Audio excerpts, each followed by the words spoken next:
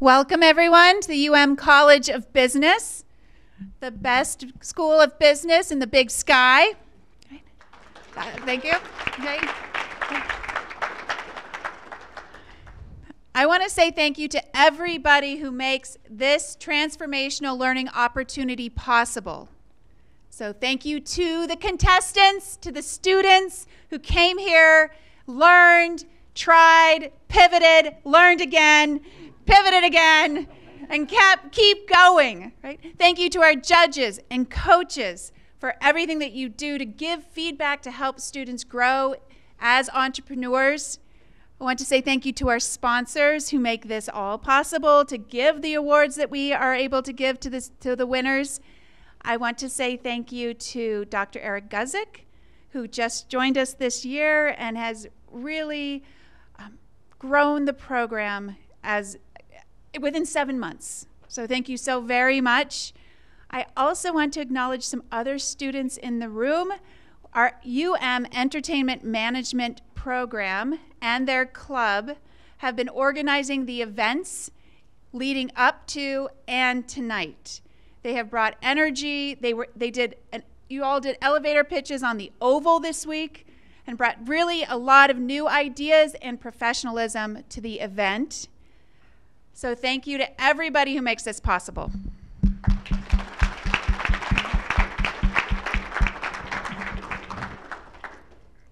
It is my pleasure to introduce your MC for tonight, Executive Director of Accelerate Montana, Jenny Graff. Thank you, Suzanne. It's so fun to be here. I am with Early Stage Montana. We are a nonprofit that works with startups across the state to get them access to training, mentorships, and community, basically whatever they need in order to grow and launch successful, scalable businesses from right here in Montana. So this is absolutely my favorite time of the year because we get to see and hear from kind of the new hatch, the next generation of businesses. And, we're going to hear from problem solvers tonight, like ones that have built solutions for problems that they encounter and they're uniquely qualified to solve. So not only are the students that you're about to hear from solving these giant problems, but they've found ways to make it profitable so that other people that may have the same challenge are willing to purchase their genius solution. And that, for me, is the promise of entrepreneurship and the sign of true hope, right? That we can solve difficult problems and we can make a little money doing it in the process. I mean, it's inspiring. Really. It gives you, for me, it gives me a little faith in mankind. Maybe not totally the money part, but the fact that if you look at a problem as an opportunity, everything that you encounter is an opportunity. And suddenly we can be more empowered to be the change. It's like, hey, I just tripped and stubbed my toe. Business opportunity. Who knew? So that's what we're going to hear tonight. We're going to hear from student entrepreneurs who have not only identified the root problem, but they're going to tell us their creative ways that they're monetizing that solution. So before we hand it over to these students to tell you all about their problems, there are some people in this room tonight that we need to give some proper accolades to because they make this evening possible, as Suzanne mentioned. And they really do inspire the core of entrepreneurship here at the University of Montana. And I do promise that these students have solutions to their problems. They're not going to just tell you about their problems tonight. So without further ado, we would, of course, love to thank the College of Business, including Dean Suzanne Tillman, and the fantastic team of staff and students for organizing and hosting this event tonight. So let's give them a round of applause.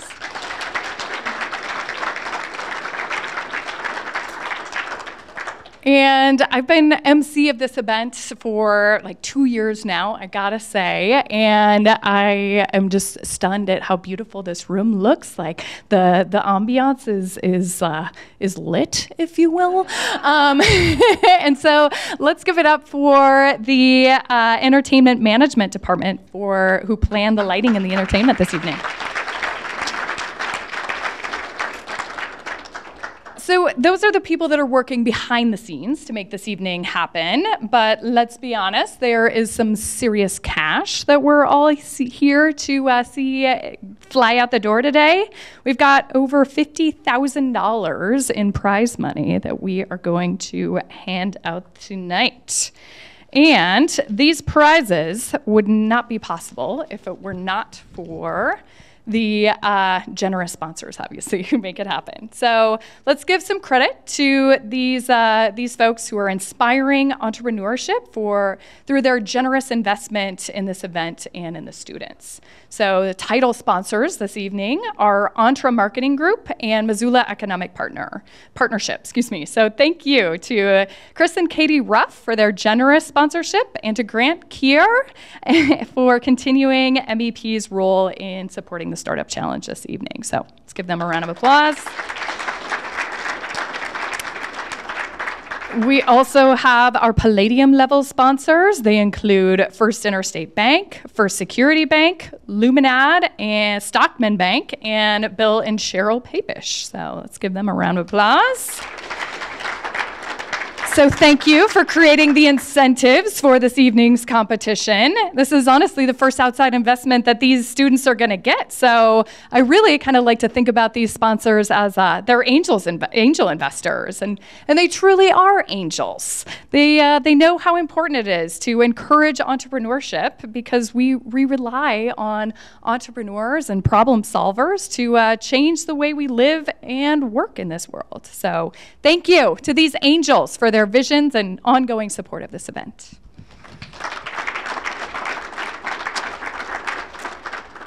So this is 34 years of the John Ruffatto Startup Challenge. This is year 34 in 2023. So we always love to see former competitors come back as judges, volunteers, and supporters. So thank you for being here if you've been involved in years past. I mean, it's funny, like this event is truly formative in many people's lives. Like, it's hilarious when I tell people that I'm emceeing tonight, and they're like, "Oh man, my idea for a beer vending machine never made it to the finals, and I'm still mad about it." like it's okay, Cynthia. Just come back and judge sometime. We can make up for it. So truly, this is a really inspiring evening, and obviously, you can talk about this with your friends for years to come. So appreciate everybody coming back and staying involved. Yeah, again, like, we're fostering the next generation of entrepreneurs, and this event really does spark a lasting entrepreneurial orientation with all the participants. So, also, this evening, we couldn't make this happen without the esteemed panel of judges who are here this evening. So help me welcome our amazing judges with a diversified background to judge this event's activities. So we have Chris Ruff with Entre Marketing Group. Is Chris here? Oh, there's Chris. All right. Then we've got Christine Liddick, the Business Development Director at Missoula Economic Partnership. Thanks for being here, Christine. Dr. Tom Rao, the founder and CEO of Wintermute Biomedical. Thank you, Tom. Grace McKay from Blackfoot Communications and UM graduate in MIS. And we have a very special guest, David Carlson, who is the founder of Think Green Incorporated, who was the very first winner of the John Ruffatto Startup Challenge in 1990. What? In fact, little context here. So this is the actual business plan that was submitted in 1990. Whoa. Did you type that up in a typewriter?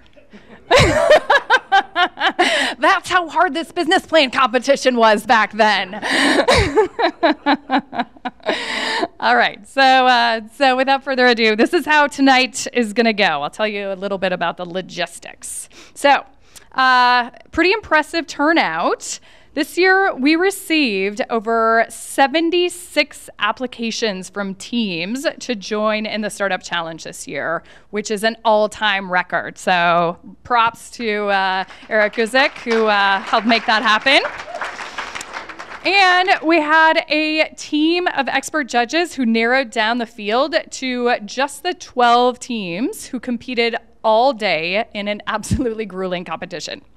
So the teams that you're about to see here tonight are the 4 teams the judges selected from today's competition, and they're going to be competing in the finals. So after hearing the finalists present, the judges are going to determine who gets the first place prize and is going to walk out of here with $15,000. So, as I mentioned, it took a lot of work to get into this competition, and everyone who competed today had a really exciting idea with a lot of really impressive potential. And that's why we are inviting each one of the 12 teams that competed today to give us their elevator pitch, because you really have to hear from them. There are some really great ideas in the field this year. And that's when you, the audience, we need you guys to get involved. So we need you to help select the best elevator pitch from these 12 competitors. So after you hear the elevator pitches, you get to vote for the team who crushed it and the team you want to hear more from, the team who sold you their product in just 60 seconds. So then after that round of elevator pitches, we will hear full pitches from the 4 finalists, and you get to vote again for the People's Choice Award. So this voting opportunity, you vote for the team you think is the best among the 4 finalists. And the judges are the ones who are scoring the finalists using your own score sheets, evidently. I guess you guys are all set right there. So, okay, without further ado, we are going to bring down the teams for their elevator pitches. We've got an official timer, I believe, who's going to set the clock at 60 seconds. And if you go too long, I think we've agreed to boo them off stage. Is that right? No, we won't boo them off stage, but you will be judged harshly. So, all right. So I think we got our first pitches ready to go. So. Are we switching mics? Okay.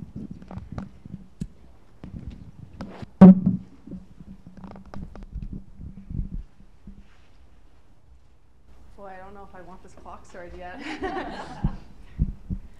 All right, hi, my name is Carly Doms, and I am the founder of Lab 19. I've been managing an entertainment company for the last 8 years, and nothing has changed. I am currently the director of Grizz Hockey Entertainment, and we are always trying to find new ways to innovate ideas and draw the crowd back. My solution is indoor drone shows. Currently, the outdoor drone show light company already exists. However, we would be the first drone show to do so indoors on a large scale. Thank you.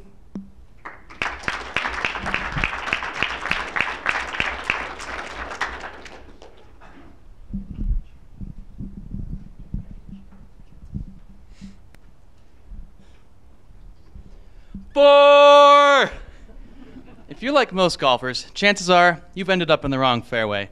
Golf is a very challenging sport. After all, 95% of golfers shoot in the high 90s, which is not very good. Introducing the Morning Tee. Simply upload a video of our swing into our app and let motion tracking software analyze it for you. The data is then gathered and given to an interactive AI golf coach, who will then relay back to the user what they're doing wrong and how to improve. Our AI isn't just any normal chatbot. It's been optimized by people who have made careers out of the golf industry. Built upon the back of data gathered from players, pros, and coaches, our AI seeks to provide clear and concise feedback to users, as well as give them the ability to ask the AI questions they may have. Through AI technology, the Morning Tee seeks to revolutionize the world of golf instruction as we know it. Our goal, to raise the bar to par.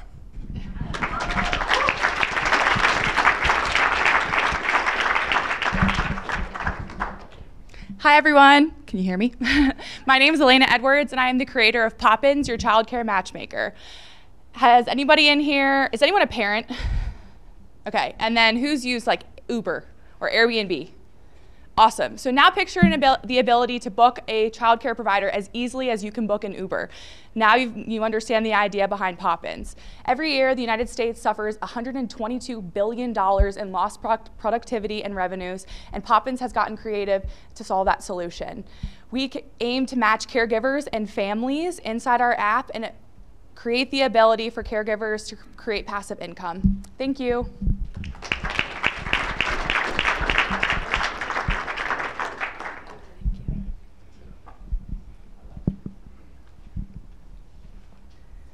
Hi there, I'm Ellie, and this is Jason, and we are co-CEOs of our company, Advisor.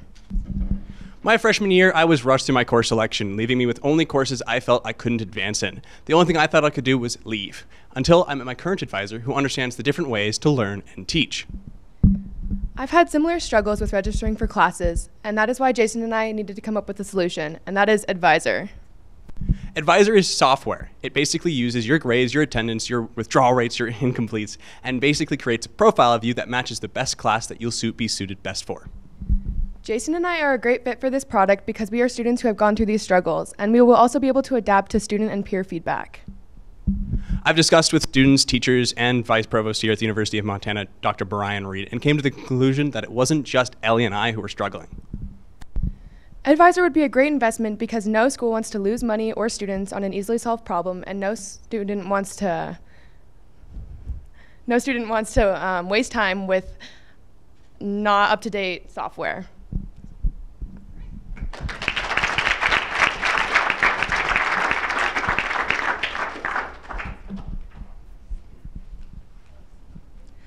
Hi there, my name is Trinity Powell with Quintessential Ideas. We are working to provide a framework and the tools that you need to use your creativity in a productive manner. We are preparing to launch the Quintessential Bullet Journal. And if you don't know what bullet journaling is, it's essentially a life planner that you get to customize however you want. However, there are several problems with every bullet journal on the market, and we are working to correct all of them. Thank you so much.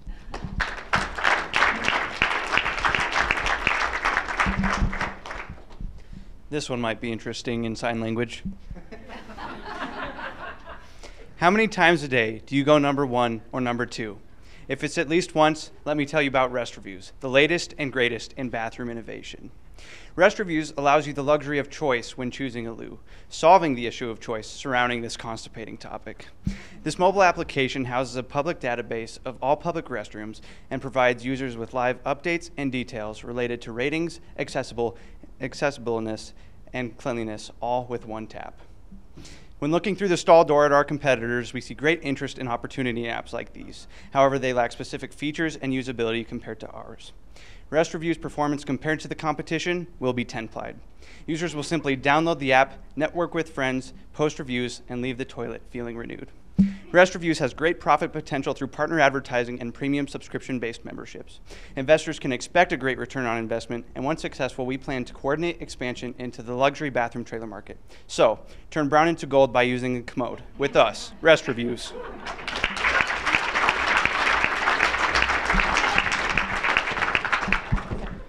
With an overflowing trash can, those who celebrate Christmas generate 15 times more waste during the holiday than during any other time of the year. In this, 227,000 miles of wrapping paper is used, and according to Greenpeace, because these are difficult to recycle, wrapping paper goes straight to landfills. My name is Ani Nesam-Ferguson, and I'm the creator of EcoWrap. This Japanese furoshiki folding technique allows for fabrics to be used to wrap gifts instead of paper. But my fabric would be made from only recycled materials with compostable packaging, compostable shipping envelopes, and compostable tags. Because as much as wasted paper is painful to see, the textile industry that these existing furoshiki companies source their materials from contributes to 10% of CO2 emissions and are the second worst offender in water pollution. With EcoWrap, a guilt-free holiday season is not just possible, but it's affordable and easy.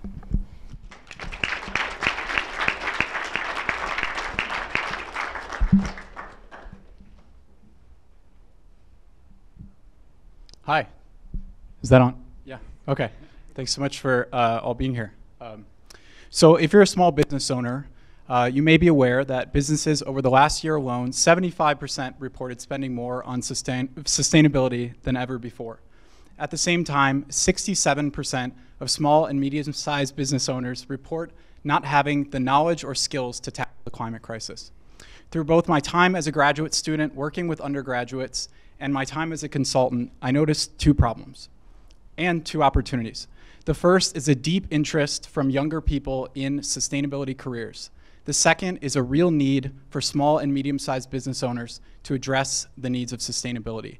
Out of the joint opportunity, Renewably was born. I'm excited to tell you more about that tonight. Thank you.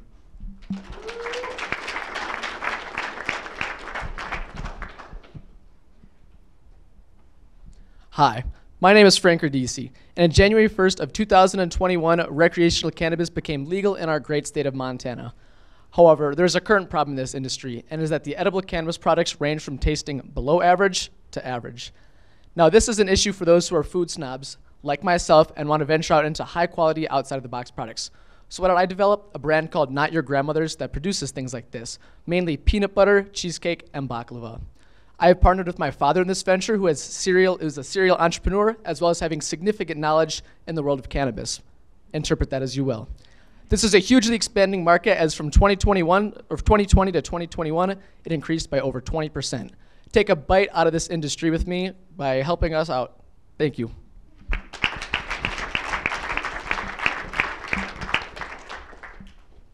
Nice job.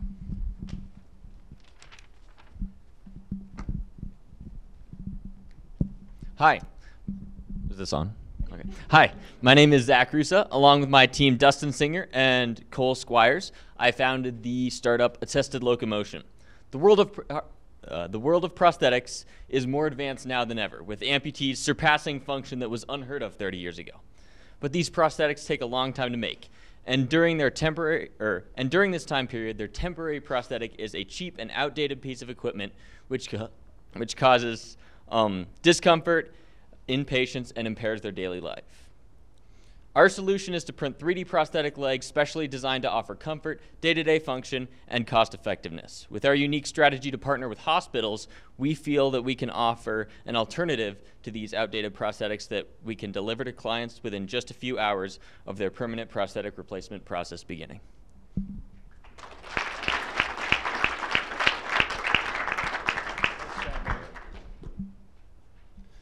Hey everybody, my name's Carlisle Jones, and my idea is called Playaway. Playaway is an online marketplace for renting stuff. So we all know that traveling with stuff, whether it's golf clubs, guitars, skis, surfboards, all that stuff is a major pain to travel with. So we're creating an app that's kind of like Airbnb or Turo, where you can rent these items from individuals or businesses while you're away from home. And what our idea does is it allows for people to monetize on the extra stuff that they have laying around the house. So thank you. Okay,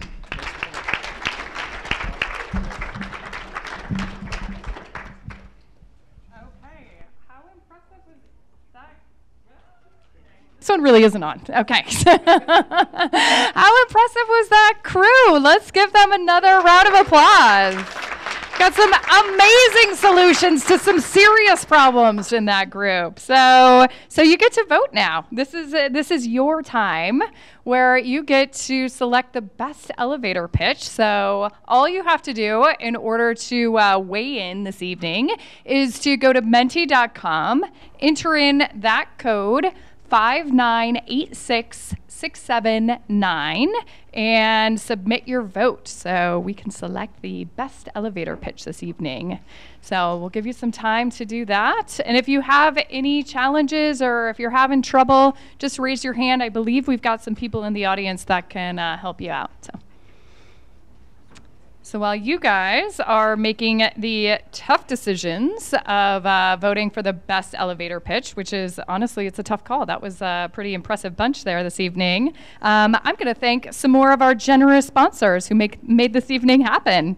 So we've got our platinum sponsors, who are Blackfoot Communication, who also sponsors the most innovative prize, Take Control Inc., Two Bear Capital, Crowley Fleck Attorneys, as well as Sterling CRE Real Estate Advisors.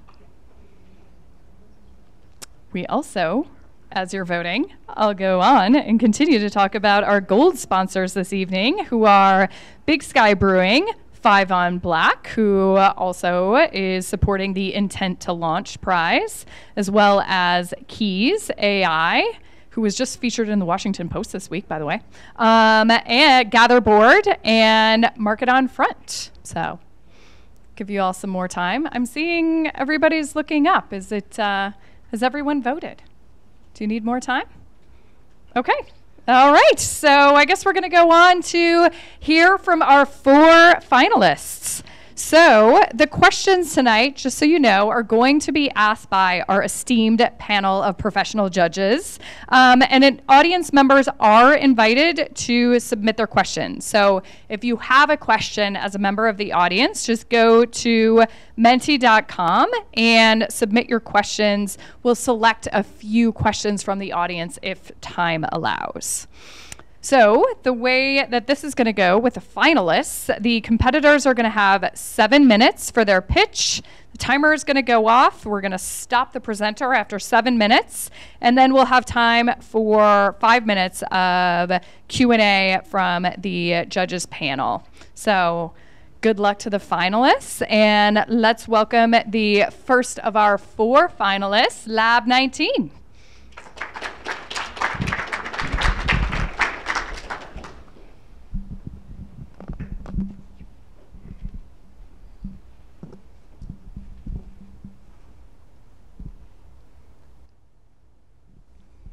All right. Hi, I'm Carly Doms, and I am the founder of Lab 19, the new wave of indoor sports and entertainment marketing. So, as I said earlier, I've been a manager of a entertainment company for the past 8 years. And sports has always meant so much more than just an athletic match. It's always been about building community and bringing people together. However, Pepsi spent $1.96 billion on advertisement last year, but yet still had to pull their funding for the halftime show during the biggest athletic match in the United States. Why? In part due to lack of innovation for current sports entertainment. Currently, the solutions consist of projection mapping. This is where theater projectors are used to project shows and lights onto NBA and NHL floors and arenas. Also, on-ice advertising. I bet you didn't know that one advertisement costs $250,000 for a playoff season. And blimp works. Oddly enough, this has been a solution for 60 years, but still yields a $12.5 million revenue yearly. Our solution? Integrating drone swarms into indoor entertainment and marketing. So this is currently what outdoor drone shows look like.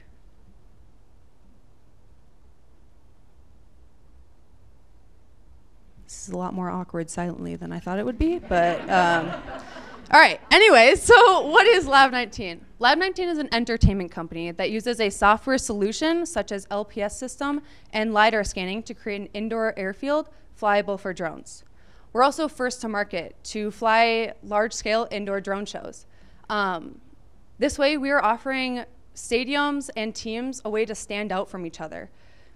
This isn't a thing, and as a director of Grizz Hockey Entertainment, we're always looking for new ways to pull people in and stand out from our competitors. So why now? This is a low-risk business. All 3 of these systems already exist. They're just not put together. LPS technology, which means local positioning system, is used for the drones to communicate with each other, to be able to tell where they are in the airspace. It already exists, and it's better than GPS technology. Swarm control software just means when the swarms connect to the computer and are able to basically be programmed. And then drone technology, as you know, has been existing and booming for the past few years. So market trends. $1.1 billion is spent on advertising during the 4 major sport leagues. $690 million was spent on advertising just in the NHL and NBA playoffs alone. We're trying to capture 20 million of that. I kind of figured since the drone or the blimp works could capture 12.5 million, our new innovative idea that tells a story could probably capture a little more. So what does revenue look like? Well, an average Jones show costs on average about $1,000 a minute, depending on how customizable it is. Because we're in the market, first, we can corner it, making a little bit more profit. We're hoping to capture about 6.2, we're hoping to revenue $6.2 million by our 5th year. So our team currently consists of me. Hi, I'm Carly Doms, and I'm the girl that went to space camp in 6th grade and never lost the hope of getting there. I've been the director of Grizz Hockey Entertainment for the past 3 years. I am a MIS in Environmental Studies degree, and I've been working with ESPN Montana Broadcasting for the past 3 years. I've partnered with both the Innovation Factory and Montana Space Grant for software and hardware solutions. Innovation Factory has allowed us to 3D print our drones for free, and I will be starting an internship with Montana Space Grant in June of this year. So we're going to market by starting local. As I already stated, my position with Grizz Hockey, I already have a stage to present on. We're hoping to launch an MVP by September of 2024. This game will be broadcasted on ESPN Montana.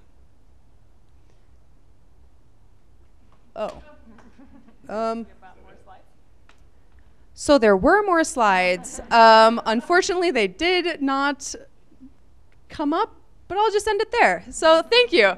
Questions?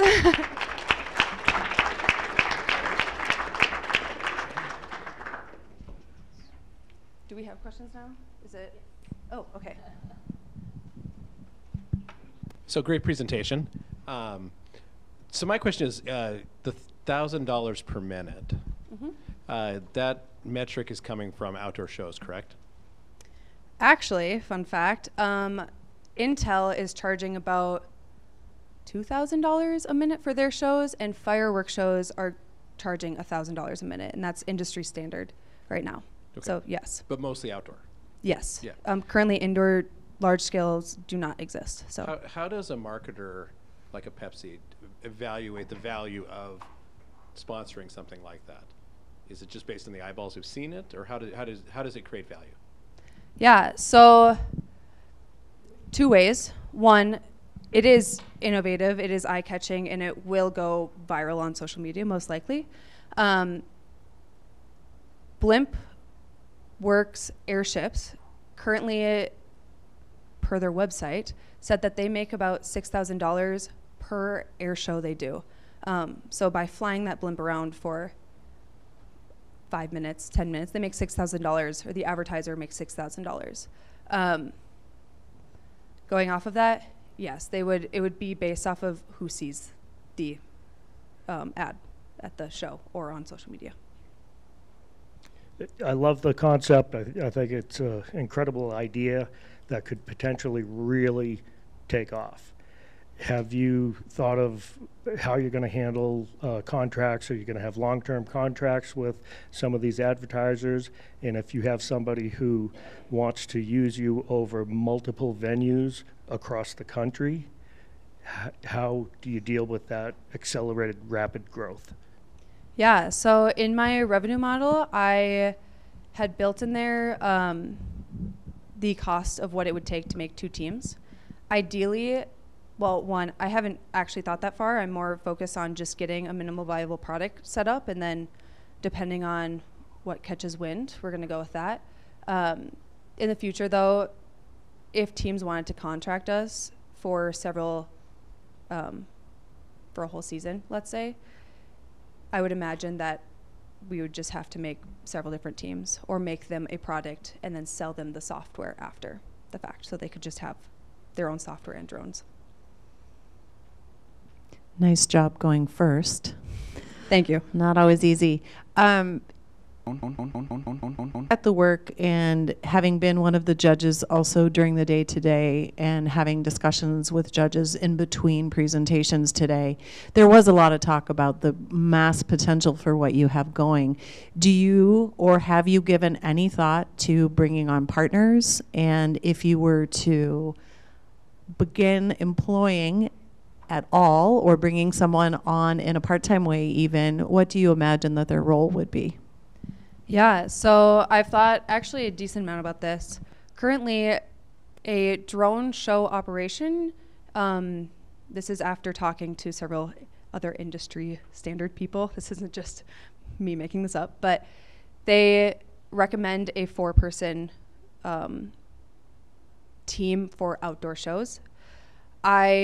Since I'll only have a minimal viable product, or the hope is to have a minimal viable product by 2024 Grizz hockey season, I'm hoping to bring on maybe one other person.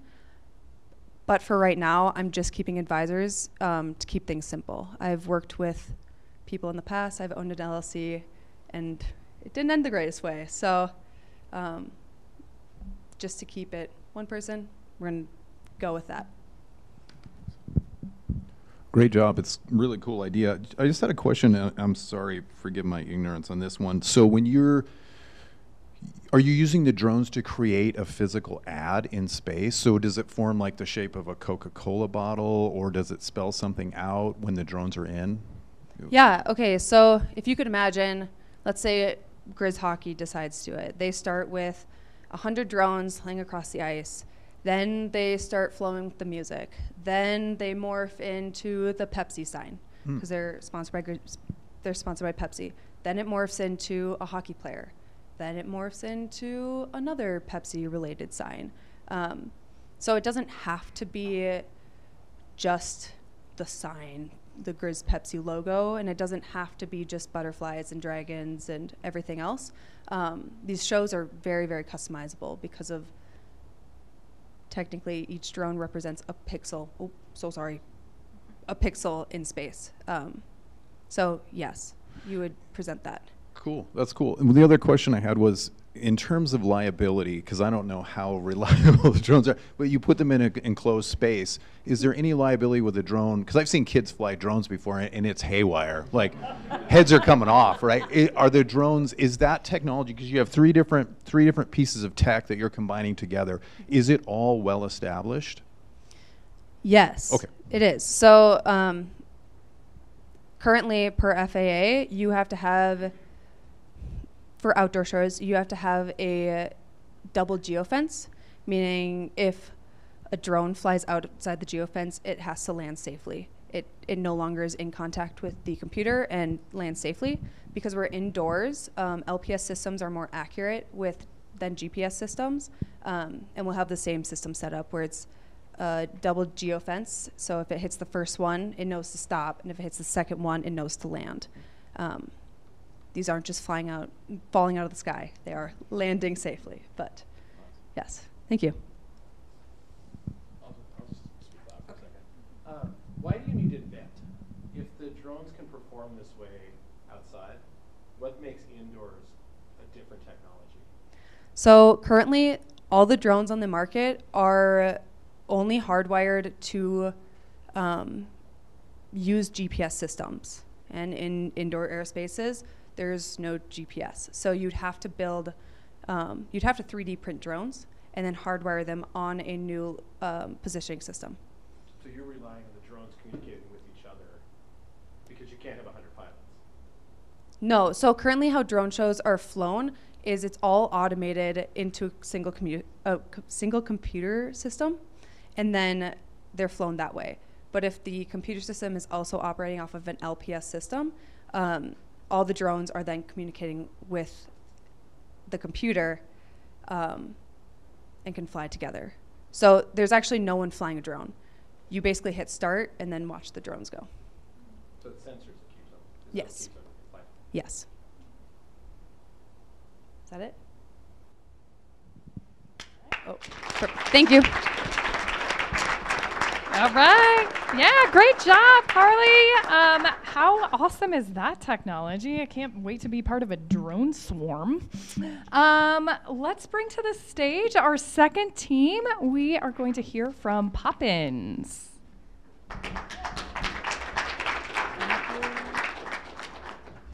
Awesome. I'm going to hope all my slides show up. Hi, everybody. My name is Elena Edwards, and I am the creator, again, of Poppins, your childcare matchmaker. Every year in the United States, there is a loss of $122 billion in lost productivity and revenues due to the child care crisis here in the United States. 75% of working parents in this country decided that child care is a problem. Meet our solution. Our mobile application is where caregivers and care seekers can be connected, vetted, and paid. Caregivers can customize their services, such as transportation, tutoring, etc. We provide care to families in their area while they're earning money on their terms and are cared for by having access to benefits. I want to talk a little bit about why this solution is so close to my heart. First of all, I am a mom. Back in 2018, I became a mom, and I thought I had this awesome salary prior to having my son. I thought I was absolutely killing it, and then my son came, and we were looking for childcare, and we decided that I really wasn't killing it, and the amount of money that I was going to bring home at the end of every week was not enough to leave my house. And so what I did is I left my career, and I actually became a nanny for a while, and that allowed me to bring income into my home while caring for my children, and so this is where Poppins was born. Our difference, we want to create convenience and confidence with our families. So again, we think of an Uber model. You get on there, you're booking a babysitter, you know you have trusted connections there, you make it really easy for families. But our real difference is our creating value and purpose for our caregivers. So again, one of the largest problems with caregiving in this country is it's an undervalued position. Caregivers are, pushed to schedules that they don't want. It doesn't fit into their lives, and it doesn't feel like a career for them. We want to create purpose and value for them so that they want to enter into this workforce. We're really targeting specifically people like myself. 18% of American families still have a non-working parent in the home, and traditionally that is stay-at-home moms. And if we can convert 1% of them onto Poppins, that adds 110,000 additional caregivers to our market. Our revenue structure is based off percentage of sales. Just like you're used to, again, with an Uber, you pay a driver a fare through the Uber app, they take their cut, and then the rest goes to the driver. We're gonna do the same thing. So we will act as a host and also the payment processor. Reaching our network. So obviously the largest thing is how are we going to get people to adapt to this new system? And really we have two parties that take part in this app. We have the families that are seeking care, and we also have these caregivers, and we need to be able to reach both of them to get them on the platform. So for families, we want to do something like an affiliate program. You're looking at mommy bloggers and other influencers in your area that talk about the convenience and how great this app is, and that's who we need. We also need a referral network, so that means a coupon code. If I give you a coupon code, you get some money off your first service, and I get something in return. And we all know social media advertising is still the best way to target your demographic. I can target on geographic, demographic, and other characteristic traits that allow me to get in front of the families that I need. Finally, paid search. We all know that still the best way to find a solution for most problems is to Google it, and paid search allows us to compete. Now, caregivers, how are we going to get in front of them? Right now, there are caregiver groups on Facebook, and you might not know this. There are groups in your geographical area where families and caregivers can connect and say, hey, I'm going to a concert on Friday night. Are there any sitters available? What we want to do is not replace those groups, but have caregivers share their links to Poppins inside those groups. So we're not replacing, we are an addition. You can book me on my app, you can pay in the app, and this is my business. Again, we want to target on social media for caregivers, explaining the flexibility and benefits on being on our platform. Social media allows us to target and provide that message. And also, again, we're going to go into that paid search. So I'm a college student this is my schedule, and I have, these are my blocks. What can I do? Paid search is going to allow us to get in front of those people. Again, we do want to do an affiliate program. So I want to get my friends on the platform, and I will be rewarded for doing so. So right now, our largest competitor is Care.com, who has 16.9 million unique users every single month. And the average American family, spends $1,600 per child on childcare every month in the United States. So who is our competition right now? Right now we have Care.com, who's currently bringing in $161 million just by posting advertisements for childcare. Nanny agencies charge between $900 and $4,000 to place a child care provider into a home. Sitter City is bringing in $1.6 million just by advertising childcare. So who are we?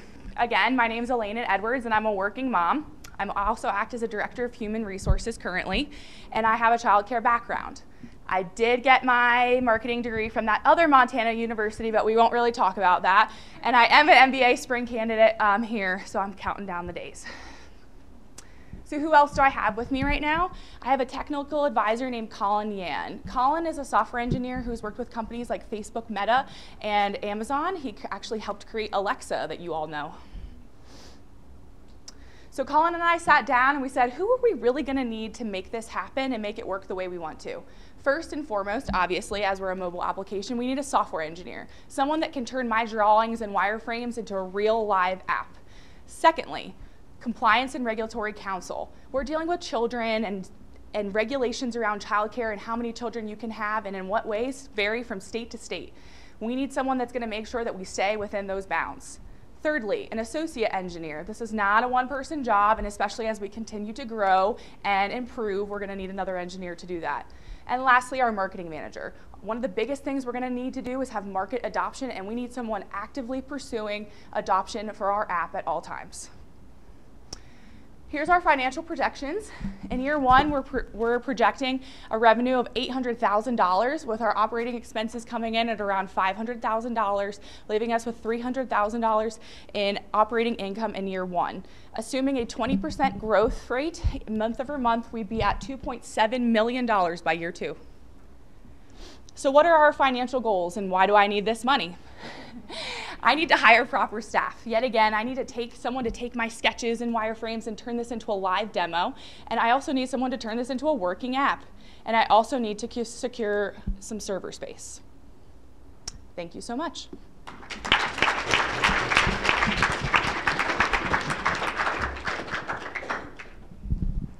That was a wonderful presentation. I appreciate the marketing stats and how you are trying to get this app out there. I love that you brought in your competition, everything. I am curious more so on what sets this apart from stuff like care.com and everything. Is it because it's going to be more local, as in what is your launch like, more Montana, or is it going to be more so statewide? I'm curious on that process for you. So it's kind of a two-part question. So I'm going to first answer the differentiation question, because there are apps that do this and what makes us different. A lot of those apps aim to cater to the families, and not that we don't want to do that, but what we really want to aim to do is focus on the caregivers, right? Why is it work for your schedule? We need to get more people to be providing care, and in doing so, we need to put their needs first. Obviously, there's families that are gonna, find value in that, and that's kind of the premise of like a share app, is to take an underutilized resource and place a value on that, and that's what we're trying to do with our caregivers. So that's our largest differentiator from us and everybody else, is we're caregiver focused rather than family focused. As far as like how we're gonna roll out, I think because I'm going to need market adoption and I'm going to need concentrated market adoption, I'm going to need to start in one geographical area and then slowly grow, because if I have 3 sitters on my app, it's really not going to do very much. So again, I would like to really focus on, I think Missoula would be a really great place to start, mostly because I think partnering, if we could partner with the university to make it available to professors and then also to students to become caregivers around their school schedules could be a great fit.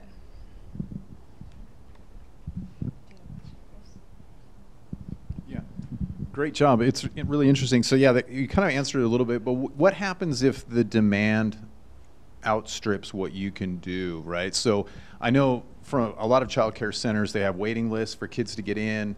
Do you think getting people in child care to adopt this is going to be difficult, or do you think that as you grow your business, more and more people are going to move into the field because they see the potential opportunity? It's kind of both, right? So I'm obviously going to try to convert some of those existing caregivers into thinking that this is the platform that best serves them, right? And that's one part of it. But the second part of it is like this childcare crisis comes from the fact that we just simply don't have the supply of caregivers to meet the demand of our country. And therefore we need to increase that supply. And the way to do that is to add caregivers that currently aren't caregivers. So really I am targeting caregivers, but I'm really trying to, target people who aren't currently caregivers and convince them that this works around schedules that work for them. Simply like kind of like what I did when I was a stay-at-home mom that needed to bring income in for my family. I made it work around my schedule and my family's schedule, and I want, you know, other stay-at-home, it's still statistically mostly stay-at-home moms, to make this work, let this work for them, so they can bring in income for their families and also, you know, help alleviate that childcare crisis. So. Cool, thanks. So you do not have a lot of financial data in front of us tonight, but I have been curious after watching your presentation this morning. Yeah. What percentage are you planning on charging, and what is the fee to use your app or your site? And then what is it that you are planning on paying caregivers that's going to incentivize them to drop cash and to come and work for Poppins? Absolutely. So we are a percentage of sale model, which means that the only capture of revenue is during that actual transaction for paying for care. So families are not paying to be on the app. Caregivers are not paying to be on the app. They're only paying when there's a transaction that happens, and we're taking a percentage of that. Right now, I estimate at 10%, which is high, but part of my goal is that cared for aspect. And what I want to use that additional like funding for are things like scholarships for students who are for students that are using the app. We take that, like part of that money goes to scholarships for college students, or goes into my real goal down the road with large scale adoption, is to be able to provide benefits like medical, dental, and vision stipends to like stay-at-home moms who don't have any other means for care. And so that's why that percentage is so high. Yeah.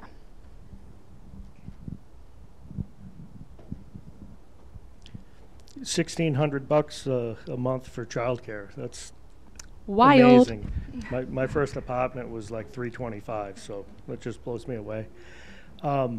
You talk about 10% going to your bottom line. How are you? I mean, what is that 10% in terms of cost? Or overall cost? How are you less expensive than all of the alternatives that are currently available to people? So I'm not trying to be, cost is not my main priority. I'm not necessarily going to be the cheapest always, right? Because you're a different, level of care, and providers are going to choose what their rate is. So it's based off what a caregiver decides. If a mom is okay saying, I'm only going to get $10 an hour, but guess what? This kid is the same age as my kid and it's pretty easy, so I'm going to do it from home. That saves that other family money, and it also allows that mom to bring in additional cash. So you're not looking at just cost savings, but the convenience factor, and also adding these additional caregivers. Obviously, sometimes this will be cheaper, depending on what your child care center is, and for some people it might be more expensive, again, depending on what the varying of what they're paying now. So when you put the financial model up and you're making $800,000 the first year, yeah, is that the 10% or is that the gross? That's the goal of 10%, which is very high, and I know that. But when you're looking at this, it's hard to look at what the costs are and what people are paying and not have these exorbitant numbers, because even if I'm only looking at 1%, 3%, 5% adoption rates, I'm still getting these numbers. And I understand that that might not be achievable for year one, but that's it. Based off the data that we have and the financial models, that's what we're getting. But obviously that could change. So. But if there's, again, 11 million stay-at-home parents, if I can convince 1% to come on board, that's 110 care providers. That means they each only have to give me $8. I don't want to go all. I know. Mr. Wonderful on you. I know. But so I have just one more question. Yeah, absolutely. So pretty conservative expenses you have. Absolutely. Double-sided marketplaces are exceptionally expensive to build, not because of scaling AWS servers, but because of marketing. Absolutely. And so you're probably going to fall short of profit for several years. Well, not everybody makes money right away. The other thing is, again, these affiliate programs and these referral programs, they have a cost to them, but compared to paying for advertising, I'm not trying to go on TV. I'm not trying to put up big billboards. I'm really you know, childcare is based off of word of mouth. You're not going to just put your kid with Joe Schmo because it's $10 an hour. You're going to trust this referral network that you're building, and that's something that's natural and organic, and I'm not paying for that.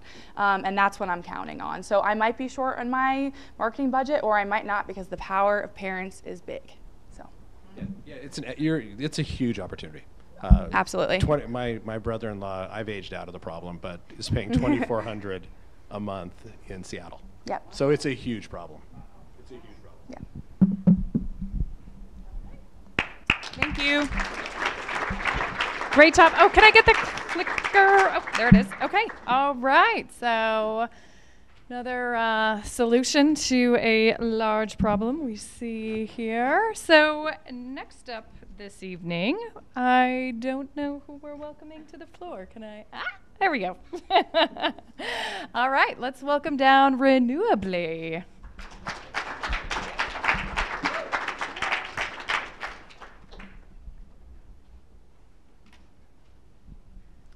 Hi, my name is Sam Gilbertson, and I'm very excited to introduce Renewably, a sustainability education and services business located in Missoula, Montana.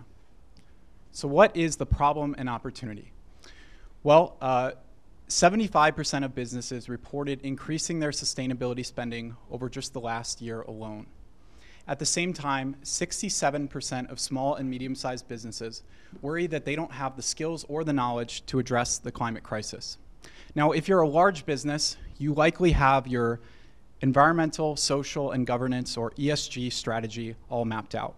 But if you're a smaller or medium-sized business who is still under many of the same pressures, either from suppliers, customers, or employees, you may not have the resources to do that. At the same time, young people are increasingly interested in this opportunity for workforce development. As a graduate student, I've helped to teach undergraduates at University of Montana, some through my own course called Careers in Sustainability, in which I've seen an increased interest in this opportunity. So out of the joint opportunity, both the skills gap that exists for sustainability reporting, sustainability accounting, and the deep interest of younger generations, Renewably was born. Renewably empowers businesses and individuals to take control of their sustainability journey. We envision doing this through 3 revenue models. The first is an open course that is available to individuals looking to change their career, or small business, medium business owners who want to send some of their sales staff through our training. The second is a custom enterprise model, which would be more hands-on and tailored to the business that we are working with. The third, which is the model that I have been using since our initial soft launch in February, is direct to business ESG services. So, and I'm happy to go through further detail of those services as well as our classes at the end. So a question I've been asked throughout my time in business school as I've workshopped this is there a market for sustainability services? Our answer at Renewably is a resounding yes.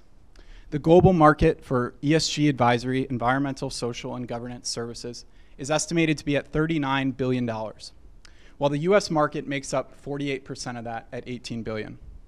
Using a fraction of the US GDP based on Montana's GDP, we can estimate that the market size in Montana is around $56 million. I want to touch next on our finances and where we are today. I'm proud to say that with $0 in funding, which I'd love if that changed tonight, but with $0 in funding, Renewably is already generating revenue and profitable. Through my direct ESG service model to businesses, I've already brought in about $12,000 in revenue since our soft launch earlier this year.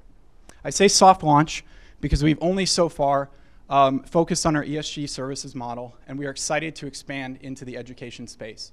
I believe that there's significant opportunity here, and that's why I've put our projected revenue here significantly higher than where we are now.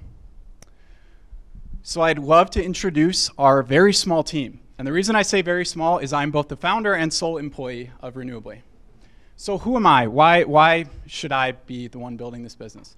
Well, I've spent the last 3 years in graduate school here at the wonderful University of Montana, first getting a Master's of Science in Environmental Studies, and then when I realized I wanted additional financial literacy, I added an MBA. I'm proud to say that I'll be finishing that MBA in 2 weeks, 3 weeks, somebody check me, I think it's 2 weeks. And my plan is to go full-time with Renewably. In addition to those education experiences, I worked for 2 consulting firms in the Pacific Northwest. I know that I can't build this alone, and I'm excited to have started talking to other climate experts as well as other graduate students. And my goal with part of this business is to give back to the Missoula community by hiring out of the talented University of Montana pool. I'd love to say that Renewably is the only company in the sustainability services space, but of course that's not true. In fact, every major accounting and consulting firm has now dedicated an ESG team.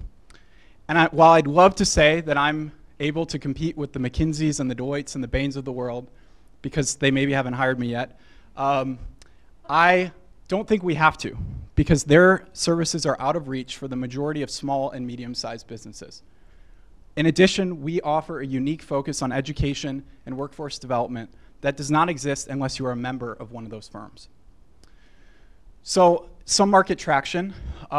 Since my initial launch, I've been subcontracting with other consulting firms, and I'm proud to say that I have been doing carbon accounting, sustainability reporting for a number of businesses, including a vegan, cruelty-free cosmetics brand that does about $500 million in revenue each year out of the Bay Area, and that's e.l.f.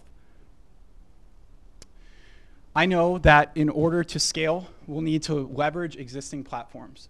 This week, we were approached by Accelerate Montana, who does workforce development across Montana. They came to us because they heard our pitch on the Oval and saw that this was a significant opportunity for workforce development in Montana. They're interested in working with us to build a curriculum that would then be sold on their platform across Montana. What I'm particularly excited about with this is a personal passion of mine and why I'm asking for $15,000 tonight.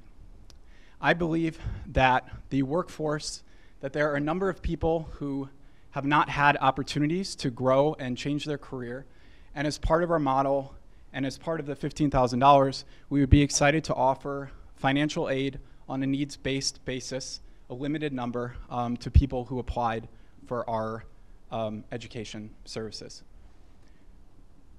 I believe that investment in Renewably is an investment in the Montana workforce. I also believe that we have a responsibility to protect the natural resources of Montana so that they can be enjoyed for generations to come.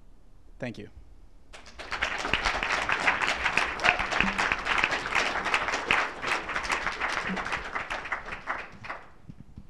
So great presentation. How do you intend to generate leads from small businesses to fill your pipeline to sell to? Yeah, that's a great question. Sorry, I'm just taking a breath. It's been a long day. Really quickly, I just want to say how fun it's been to be with all the other contestants. I just want to say that. Okay, so today during our pitch, we were actually approached from someone in the Missoula Economic Partnership, and they have been approached by businesses that are interested in addressing this exact problem. So by partnering with Accelerate Montana, who has a network through the Small Business Development Council, as well as, I'm so sorry, is it the Missoula Economic Partnership or Montana Economic? Okay, thank you so much. We plan to leverage their existing networks, but I agree that marketing is going to be a focus, and that's why I hope to bring on, I've been in discussions with another student who did 2 master's degrees at Montana, who's also finishing up now, who focused on environment, and then a Master of Science in Business Analytics, who's a really sharp marketing genius, and I've been in discussions with him. It's a little bit of chicken and the egg where people aren't totally ready to jump until you have the traction, but yeah, I appreciate that question. So let's say I've got 20 employees, $500, that's 10 grand that I'd invest in your program. I'm considering my operational cash flow. I've got accounts payable. I've got payroll. I've got my taxes that I have to pay every 2 weeks to the government. I've got a rainy day fund in case things come up. You know, what is it that is going to get me to say, yeah, this is a good idea for me to invest in you to get a good return for my business? Absolutely. So part of that, if you had 10 staff members, we would actually recommend the enterprise course, which would be us coming to you and working directly with your team, which would be a different pricing model, which is something I'm still working through. Yeah, I'm still working through that model. I don't want to necessarily commit to a number right now, but that's something I'm working through. The other thing I would say, though, is that I don't know, based on, and I really enjoyed learning more about your business today, I don't know that you would necessarily need all 10 staff to do that. So if you were interested in really marketing, what I think is amazing about your business is, like I said earlier, the amount of waste that you divert from landfills. And if you really wanted to tell that story, you may only need to send one of your employees through our training, because they would then have the skills, they would know how to talk about sustainability, how to market that portion of your business. And as I maybe said earlier or not, but this new report, the last week, IBM reported that ESG leaders are 42% more profitable. So I think that, in addition, you're also going to see cost savings through recommendations around energy. I mean, there's a number of ways that you would actually save money as well. But I think, yeah, part of my answer would be that it may not need to be your whole team. Yeah, thank you. Smart answer and not committing to anything. Yeah, it's public, right? I gotta right? be careful. So this is just my general understanding. I'd love to know more on the background of this, on the need for your company and the different things that those who would partake in it would get, and specifically, you know, why the college and for your interest in that. Could you explain the last part of your question? Oh, yeah, of course. Yeah, so you explained to possibly work with the University of Montana and everything afterwards if you were to receive this. So it actually would be Accelerate Montana, which, while it's aligned with the university, is a separate 501c3. But part of the reason to work with them is that their mission is really well aligned with ours, which is to increase workforce development. Another thing I'm really excited about is our hybrid delivery model. So one thing that Accelerate Montana does is a portion of their education is online, but then they also will have a portion that is held at, for example, Flathead Valley Community College. So there's still an opportunity to directly interact with people, but the online part, similar to the way that the College of Business runs the MBA program, would allow us to reach other people in rural Montana, people who maybe are underrepresented in this field. The other thing I will say is actually that we were approached by Blackfoot after our pitch to help you with your next carbon inventory and benchmarking. So we're excited. Wonderful. Yeah, so we're excited to work together. Yeah. I feel like we might be getting close to time. Any 2 minutes? Okay. I'm going to offer it to Chris because I was here all day, and if you have a question, I'd love to. Yeah, great job, really great job. I don't really have a question. Well, kind of basically, so adoption of this technology may be relatively straightforward and clear in Missoula, but when you start getting out into SMEs in more rural areas where farmers are like, I don't care about carbon doesn't matter to me. Like, do you have a strategy? And I think this gets back to telling them what profit they can make from adoption of this technology until legislation comes along that forces them to that. Do you feel it's going to be difficult to get people in rural areas that maybe don't really care as much about ESG services? Or do you feel like there's enough data there where you can convince them in terms of profitability and waste management that you can get them on? Yeah, absolutely. I appreciate that question. And I will say, had you asked me that question a year ago, I maybe would have said, I don't know, it's going to be tough. I actually applied to this competition last year with the same idea and didn't get in. And when I went around the business school, people told me, I don't really see this. I don't see people adopting this. I don't see people buying this. I believe the tide has turned. And there are always going to be people, you know, we've seen this regardless of the amount of climate data that comes out, regardless of the amount of data that comes out about the profitability of aligning your message with sustainability, there are always going to be people who just don't believe in it, don't buy it. I heard that from a couple judges earlier today. I just don't see people getting into this. I think that pretty quickly those people are going to be in the minority, and I think they are now. But part of what I like about keeping this part of the business, which is the direct ESG services, is that I love working with people directly. So I was pushed a lot on scalability. You got to scale, you got to get big. But I really want to keep this part, which is interacting directly with business owners and talking through them on the ways that they could save. And maybe we come away from the meeting saying, you don't need our service right now. And that's okay. But I believe that enough data is there to show that there are significant cost savings and reasons to work with us. So yeah. Nice. Thanks. Thank you so much for your question.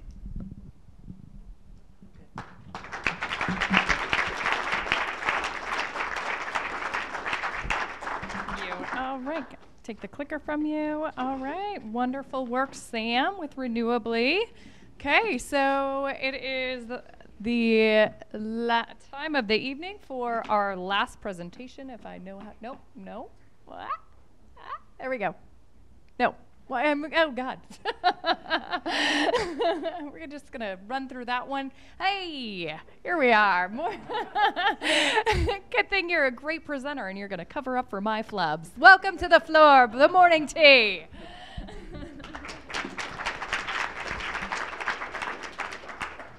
We're really rounding the 18th hole here, guys. We got this. All right. Well, hi. My name is Drew Schlimgen, and my app is called The Morning Tea. I started playing golf about 2 years ago. I became completely addicted, and I mean it. You can just ask my fiance. She'd always wonder where I was at in a day, and I was always on the golf course. And the problem is, my swing kind of sucks. Like, my backswing's way too big. And because of that, I've developed a fun little thing called sciatica. It's what you get from overswinging all the time. So, you know, the only way for me to really improve my backswing is to get really expensive golf lessons. They range from anywhere from $50 to $100, and it's just out of my budget right now. Another thing to consider when getting golf lessons is it can be intimidating, and for fear of being judged or criticized. I mean, going up to a random stranger, getting up nice, close, and personal, and being like, can you show me how to do something I've never done before? And then they watch you fail and fail and fail and fail and fail. It's just not the best. So my solution to this is an app called The Morning Tea. Simply upload a video of yourself and your swing into our app and let motion tracking software analyze your swing. An AI chatbot, or the AI is then collected and analyzed by an optimized AI that knows the game of golf. The AI chatbot then relays back to the user what they're doing wrong and how to improve. So this is just a slide that showcases what our minimum viable product will be, as well as some other things that will go into the customization of the AI. Our MVP includes 2 world-ranked amateur golfers who I personally have connections with and can just call to get their swing. We're going to use their baseline swing as the model to compare all of our other users' swing to. And as we advance our product through time, we're going to get women on board, pro women, and other pros as well. And then you'll see some other words up in here, and these will like the golf theory, 1099 Golf Pro data, that's going to more factor into the AI chatbot factor. Whereas this is more, we are analyzing your swing. The chatbot needs to have the brain of a golf pro or coach. And that is what taking lesson data from 1099 golf pros will do. It'll put that brain into our AI. So our market size is pretty big. 41.1 million golf participants in the United States. That includes green grass golfers and people that go to somewhere like Topgolf. For the first time ever, the amount of people that went to a non-traditional golf form like Topgolf surpassed green grass golf this year. Our serviceable available market is 39 million golfers. Now, this is the number where people have about a 27 handicap or higher, which means they can barely break 100. We've determined that these people could probably use a few golf lessons. And now, our serviceable obtainable market is 7 million people. This is the percentage of people that played golf and actually went out and took a golf lesson. It shows they want to become better, and we will tap into that market. Now, our subscription model. So first of all, the app is free. The free version of the app provides users with insights. It doesn't tell them how to improve necessarily, but it will tell them kind of what they're doing wrong. And this in itself has value for someone especially who's never played the game of golf before. Our paid version of the app is a $9.99 month subscription, or $99.99 per year, and it'll basically tell you everything you need to know how to improve your game. It'll pinpoint areas of weakness based on like your body type and all of that. And another fun feature is we'll be able to compare a user's swing to that of a tour pro, which is a fun feature. If you want to swing like Tiger Woods, we can teach you how to swing like Tiger Woods based on a video analysis of Tiger Woods' swing. Now, our business model, once again, back to that 7 million people looking for golf lessons. If we take 87% of that 7 million, and assuming we capture this entire market by the end of year 2028, we take 87% of that 7 million, that is the amount of free users we'll have on our app. And from that is generated ad revenue. Now, the 13% remaining will pay for this subscription. And we've found out that this is the amount of people that will usually pay based on research. And when you crunch the numbers, 90% of users paying for the monthly, 10% paying for the yearly, we come to a whopping $107.2 million in subscription revenue projected by the end of 2028. And I have all of this crunched in a financial statement, profit and loss statement I'd love to show you guys at some point. So competition. So GolfTech is our biggest competitor.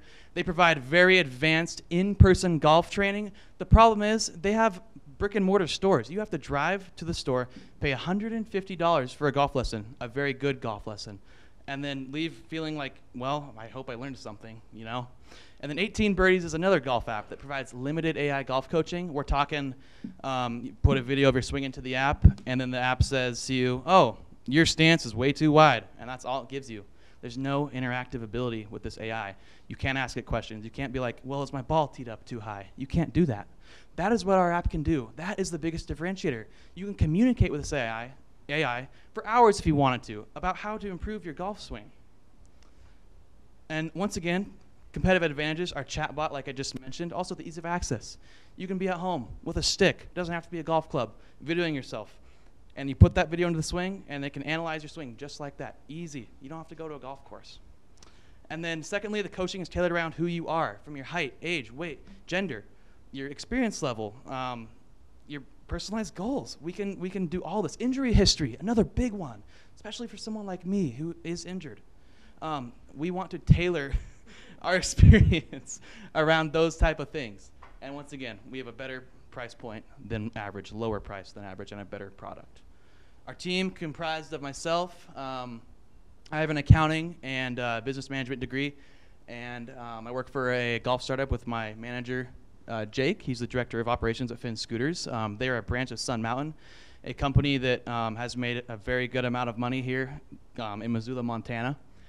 Isabella Garrett, my fiance, has experience working at a golf course and kind of knows the ins and outs of how people like the golf, really. And then Aiden Wagers is our data guru.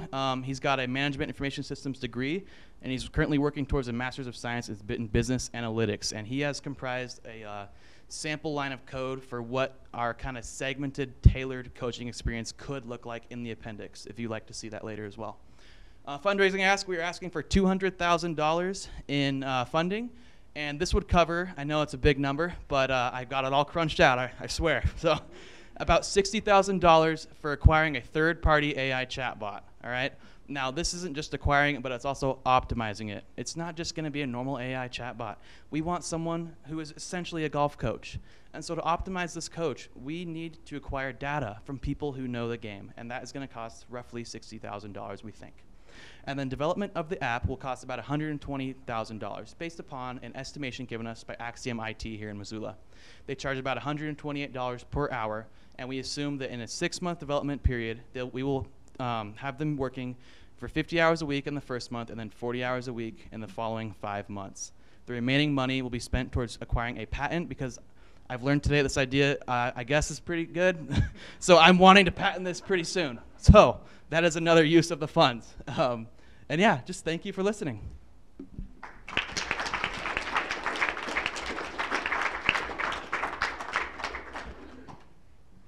Great idea. Couple of things come to mind. You said development and your AI chat, that's going to eat up 200 grand. How do the balance of, how do you guys survive without any income? Right. So the first year, our net income is projected to be negative $75,000. I don't know if it's on here or not. Okay, I guess not. But negative $75,000. And that will be, I mean, essentially we're willing to eat that loss because of the profit that we can acquire in the following 4 years. If I had it up here, I could show you, but it was about, I think year 3, we assume we increased from about 30,000 users to about 300,000 users. And that is through using our connections that me and my team members all have available to us. Jake, being in the golf industry already, he goes to golf expos in Arizona and networks with all kinds of people. And my brother works at the stock farm and has great connections up there. And we just want to leverage that we already have into the golf industry to really market this thing and eat a loss in the first year and make about $3 million in the second year and then just scale upwards. And one more thing I forgot to mention is that this whole idea, this is not limited to golf, guys. I mean, we're talking about AI motion capturing using AI software. You can apply this to any sport where you move, all right? Bowling, swimming, basketball, football, anything. And so I'm just tapping into an industry, golf industry, that I am passionate about, extremely passionate about. But really, this could be much, much bigger. And I also wanted to say that Amazon, they started selling books. And now they deliver food to your door, sometimes. So I forgot to mention that. But that's kind of the scale of this business and this app. That's my vision. It's not small. It's huge. It's grandiose. It's out of there. It's out of but that's kind of where I'm at. And we're willing to eat a loss in the first year, knowing that. So I love your energy, and I love golf. One thing, and come find me afterwards, I didn't want to rudely look at my phone. Okay. You have competition. There's a female who is a 30 under 30 in the Bay Area, ex-LPGA golfer who is doing this. Really? Yes. Okay. So I'll show you who they are. Doesn't mean you can't succeed, right? Yeah, or do better than them. So to build the app is like 120,000. You said. Yep. Roughly. The chatbot alone is going to do everything you need it to do. What's the back end cost? Because churning through AI data is expensive. Right. So when you say back end, Every acquiring time the data. So the video goes in, you run it against a massive amount of data models, and then it spits out recommendations. Because this isn't, it's easy to dumb it down to the T's too high. Yeah. That's the easy stuff. Yeah. The hard stuff is the elbows flying. Right. And testing that against what would be the optimal way it should look. Yep. All of that are transactions on the server. Yes. And super expensive. That's why NVIDIA stock is through the roof. Okay. So if you're modeling it out, you're going to have to model the cogs of the use case. Okay. And make sure your 999 works. So it's not really a question. I'm just giving you some advice on where your cost center is going to come from. Very expensive. Okay. I'd love to talk to you more about this afterwards. But I guess I'm not sold, and I have you sell me on how you're going to get all this data, because 2 pro golfers to start will not do it. I know, I'm aware. And so that is why that is for our minimum viable product. Initially, I also have on my appendix slide that I don't know where it's at, but we could potentially partner. That is one of our alternate routes, is partner with a company like Golf Tech, our competition. If we and then we could pay them for their data. That was my initial idea, and I scrapped it. But it is still an avenue. Because we do need tons of data. Our MVP is only going to have a few golfers, and we just hope to grow it over time. If we can get 100, that's a win for me. If we can get 1,000, now we're talking, you know. We have time for one more question. Okay, good. How about for mini golf? Mini golf. Oh, man. I mean, yeah. Absolutely. All you got to do is video yourself putting, and then... For sure. But more seriously, as we were talking about before with data and everything, that's a great avenue to take. But my mind, when I think of AI and everything, what is your security plan when it comes to that? Because you're taking data from folks who, may or may not care of, videotaping themselves from different angles. But how do you see, I guess, from the security point of view? So are you concerned that the videos of these individuals could be leaked out to public and data breaches? Whatever security risks there would be with this app, since most height, apps, weight, all this type most of apps stuff. have security risks and everything. How would you handle that? Right. I haven't put much thought into that, honestly, and you're probably someone I'd want to talk to about that. I guess Aiden, my teammate here, got a certificate in cybersecurity management, and so if I could redirect this question to him, he'd be able to answer it much better than me. Stand it up. I would say everything in our actual database would probably have been anonymized and have all the PII removed. Because if you're just getting a data breach where you just find out someone who's 6'4", 225 can't golf. That's not going to trace back to me. So we just couldn't have any of the statistics people wouldn't want out attached to the personally identifiable information. And then any web posting that we have or server space, we've had to do that really early before we start that process. Wonderful. Is that cleared up? Oh, yeah. Sweet. That's why I'm happy to have him on my team. He is an incredible team member. Great pick. All right. Thanks, guys. Great. All right, so we have heard from all 4 of the finalists. And so next up, we are, no, why can't I do this? There we go. All right, so now it's time for you to vote. So the judges are going to tally up the finalists. And you guys in the audience, scan the code or go to menti.com using the code 5986679 and vote for your favorite team. So if you're having any challenges, just raise your hand and we'll help. So while you guys are voting, I've got a couple more sponsors that I'm going to thank. So this evening would not be possible without our silver sponsors, MoFi, Think Green, Inc. Oh, go ahead. Then we have our hotel sponsors, Comfort Inn, Staybridge Suites, Come On In, and the Broadway Inn. So I hear some rustling in the crowd. So it sounds like you guys are kind of done voting or you've got some time. So as you guys are finalizing your votes from the audience, we are going to prepare for the winners announcement. So you're going to have a little bit of a break in the action here.